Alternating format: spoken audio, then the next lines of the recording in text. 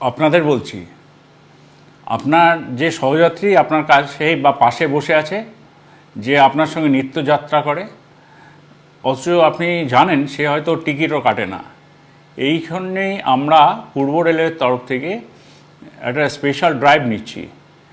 এই যে সহযাত্রীরা টিকিট কাটছেন না, আপনার সহযাত্রীরা, তাদেরকে একটু বলে রেখে দিন যে যে কোনো দিন যে কোনো মুহূর্তে, যেমন ধরুন তালদি থেকে আমরা হয়তো চাপবো টিকিট চেকিং স্কোয়াড সন্ধ্যে 6টায় বা 7টার সময়, তখন ধরা পড়লে কিন্তু সমাজে মান ইজ্জত একদম ধুয়ে যাবে, খারাপ লাগবে সবারই।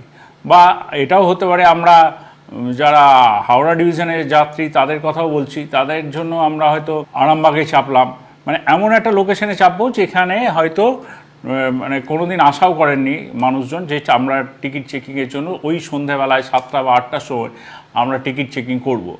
এটা উদ্দেশ্য কিছু নয় যে টিকিট চেকিং করে আমরা রেলওয়ে প্রচুর লাভ করবে, এটা নয়। কিন্তু যেটা উদ্দেশ্য সেটা হলো যে আপনার সহযাত্রীকে একটু বুঝিয়ে দেওয়া যে মানুষের উপকারের জন্য রেল এই কাউন্টারগুলো করেছে, ইউটিএস সিস্টেম করেছে যাতে সহজে টিকিটটা কাটতে পারে।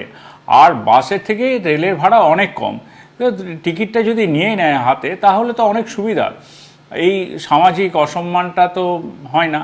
যেমন আমরা এটাও ভেবেছি যে ঝাপটার ঢাল বা ওইদিকে কাটোয়া, এরকম ছোট ছোট লোকেশন ধরে আমরা চেপে যাব, চেপে গিয়ে বা ওইদিকে লালগোলায় চেপে যাব, বা ধরুন এখানে কুলটিতে চাপলাম, এরকম করে আমরা বিভিন্ন জায়গায় ছোট ছোট করে আমরা এবার টিকিট চেকিং শুরু করছি পূর্ব রেলের তরফ থেকে।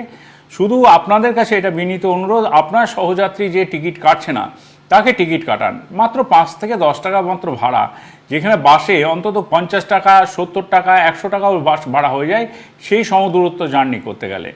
আবারও বলছি, রেলের কোনো উদ্দেশ্য নেই যে টিকিট চেকিংয়ে থেকে আর্নিংস বাড়ানো। রেলের একটাই উদ্দেশ্য যে সব মানুষই টিকিট কেটে চলুন এবং রেলের সঙ্গে সহযোগিতা করুন। ধন্যবাদ।